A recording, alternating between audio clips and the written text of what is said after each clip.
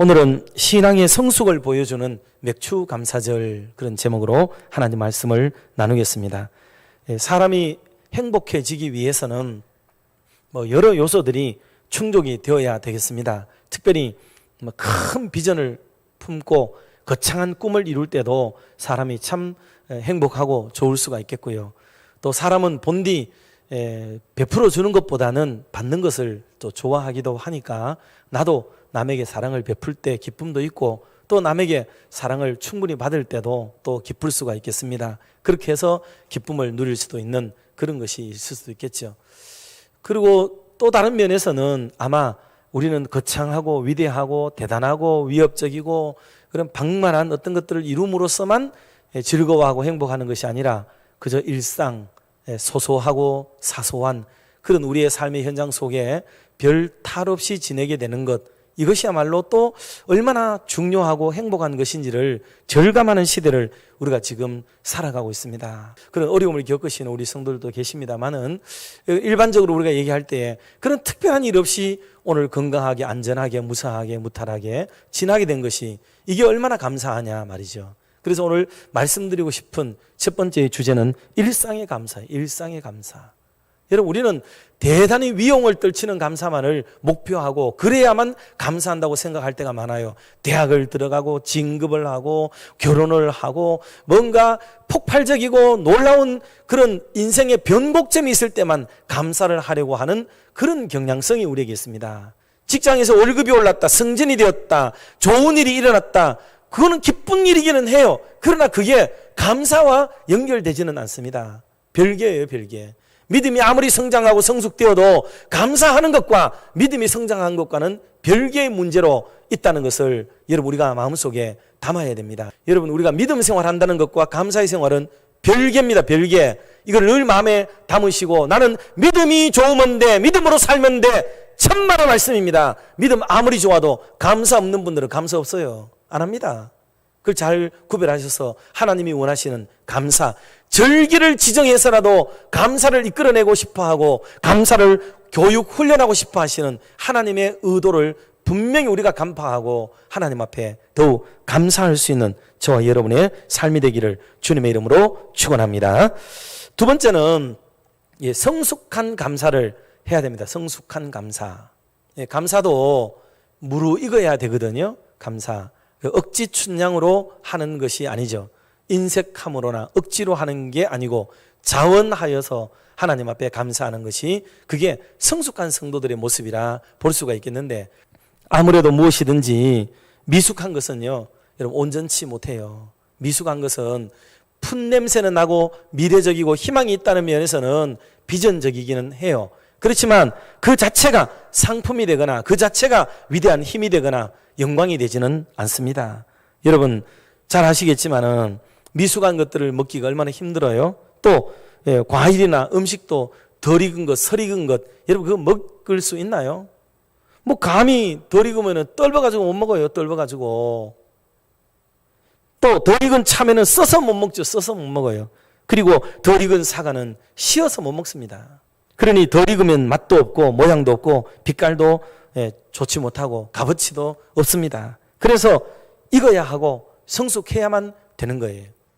그러니 우리는 신앙을 이렇게 배울 때에 어떤 믿음을 배우느냐가 진짜 중요한 것 같아요. 우리는 뭔 얘기가 나오면 불평을 먼저 하기 때문에 불평이 너무 커서 진짜를 가르쳐야 될 것을 가르치지 못하는 거죠.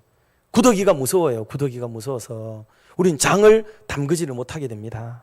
그러니 이런 믿음을 가지게 되니까 이게 너무 안타까운 거예요. 뭐라도 하려나 싶으면은 거기에 대한 불평이 너무 쏟아져 버리고 원망이 막 쏟아지니까, 그러면 굳이 이런데 이걸 해서 될 일이겠는가 하는 생각이 드니까 주저해버리고 하지 않게 되고 이럴 때가 너무나도 많은 것 같아요. 그래서 여러분들 우리가 믿음의 말을 좀 하고 신앙의 말을 하고 그리고 감사의 말을 해야 우리의 믿음이 정말 성장하게 된다는 것을 우리는 진짜 깨닫습니다. 이 축복을 우리가 받아내기 위한, 하나님의 은혜와 사랑을 경험하기 위한 이런 영적인 몸부림이 우리에게도 좀 일어났으면 하는 바람이 진짜 간절해요.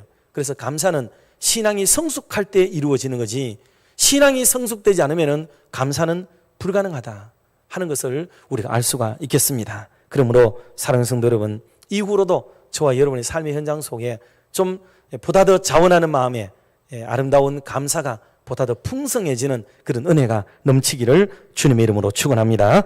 마지막 세 번째는 축복이 있는 감사를 우리가 드려야 됩니다. 축복이 있는 감사. 맥추감사절은 하나님이 그 모든 절기가 다 그렇지만 그의 백성들에게 하나님 복을 주시기 위해서 그러시는 거예요. 너무나도 귀한 거죠. 이것을 하나님께 드렸을 때에 창고가 가득히 찬다 하는 말씀을 주셨어요. 이건 하나님의 요량이고 하나님의 계획하심이고 하나님이 그 감사한 마음에 대한 고마운 보답의 마음을 이렇게 준비하고 계시다는 것을 명확하게 말씀을 하고 계시다는 거예요. 사랑하는 성도 여러분, 저는 진심으로 우리 사랑하는 성도들이 영육간에 하나님의 놀라운 복을 받으시기를 주님의 이름으로 축원합니다. 이 땅에서도 복을 받고 하나님 앞에서도 상급에서 외면될 자가 아무도 없는 아름다운 은혜와 복을 누리시기를 주의 이름으로 축원합니다. 마지막으로 사무엘상 2장 30절을 같이 한번 합독하겠습니다. 그러므로 이스라엘의 하나님 나 여호와가 말하노라. 내가 전에 내 집과 내 조상의 집이 내 앞에 영원히 행하리라 하였으나 이제 나 여호와가 말하노니 결단코 그렇게 하지 아니하리라. 나를 존중히 여기는 자를 내가 존중히 여기고 나를 멸시하는 자를 내가 경멸하리라. 아멘. 이런 하나님도 마음 바꾸셨다 그랬어요. 일방적으로 뭐를 베풀어 준다? No. 그런 거 없어. 나를 존중히 여기는 자를 나도 존중해 줄 거야. 나를 경멸히 여기는 자를 내가 왜 좋아해 줘? 나 그렇게 안 할 거야. 하나님이 선언하신 거예요, 이게. 근데 우리는 끝까지 뭐를 믿죠? 하나님이 우리를 끝까지 사랑하실 거라고 믿고 있죠.